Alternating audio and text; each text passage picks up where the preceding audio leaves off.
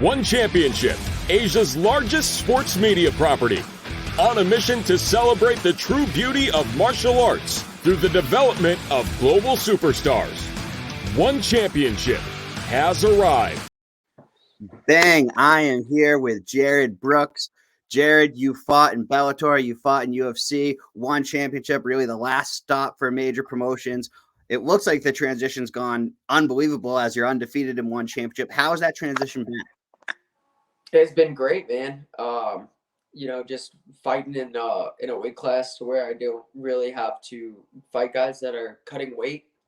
It's been great.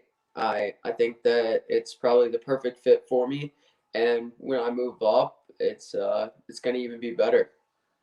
Yeah, you get labeled as a grappler and a submission specialist. However, when you watch you fight, you tend to come forward right at the opening bell, and you definitely set up your grappling and your submissions with strikes. What does it mean to you to be an exciting fighter and also be a grappler? I want people to realize that when they step up in the cage, that it is mixed martial arts. So there's assets and forms in the mixed martial arts, just like any other fight. So when you get past my first thing, if you can stop my takedown, then you're gonna have to deal with my hands. And if you do get taken down and you can negate any kind of submission, then you still have to deal with my hands at the end of the day, and that's what the fight's about. So yeah, it's just about pretty much at the end of the day making sure that I can show every portion or facet of my mixed martial arts. And you faced Minowa in your last fight, and now you have a title eliminator coming up. Did you almost feel like that last fight was a title eliminator, and did you think you were going to be getting the title shot after that last victory? Nothing's promised, man. Nothing's promised in this sport, and I know that as well as anybody else. I got cut off of a win in the UFC, so definitely nothing is promised in this sport. Even after this fight, I don't know, man. But I'm looking forward to fighting Bokang. He's on my plate next. He's a tremendous fighter. He has a lot of great qualities about him, but I'm in there to stop him and show people that I'm the real best strawweight in the world. Are you predicting a finish in that fight, or are you just going to see how things go when you get in there?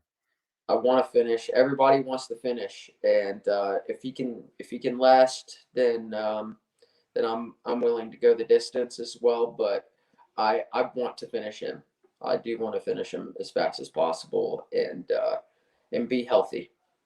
And you've made some comments about Joshua Pacio running from you. Do you feel that he's running from you? Do you think he's scared to take on Brooks for the title?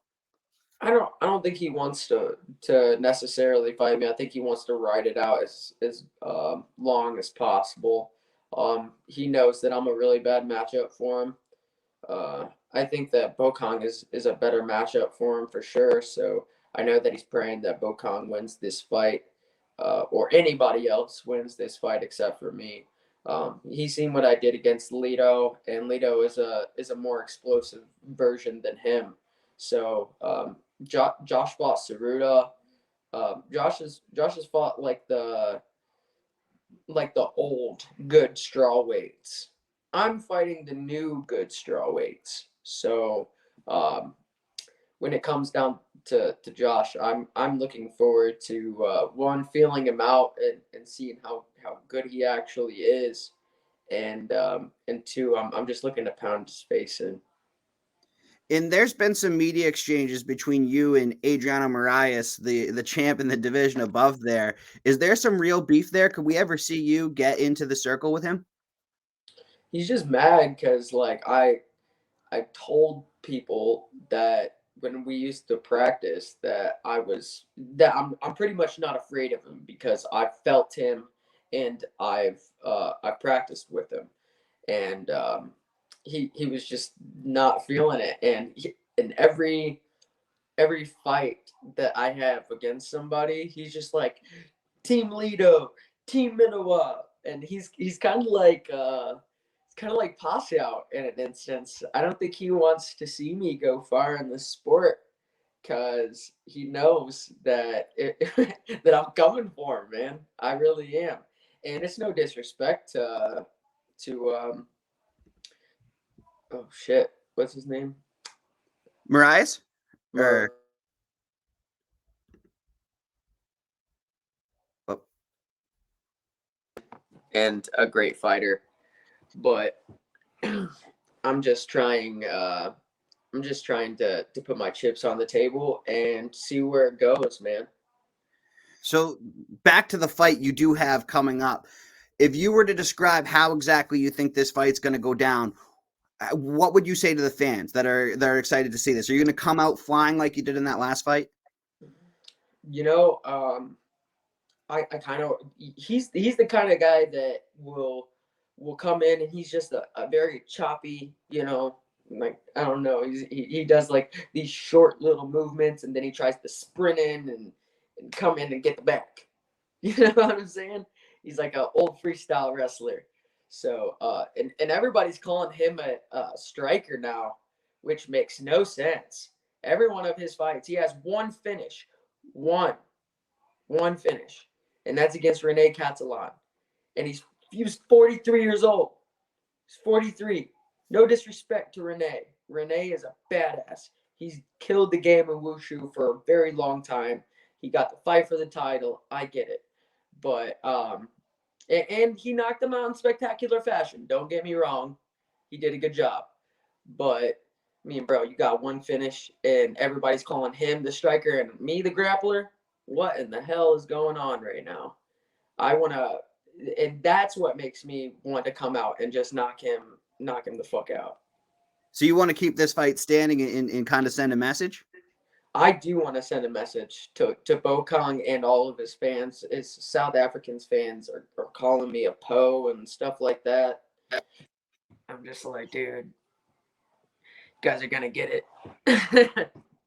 So there's some bad blood in the air a little bit. Maybe not between you and the fighter, but you and his fans. Hey, that's what it's about usually anyway. I mean, you have a so-called trash talker like me, and everybody's just gonna chime in.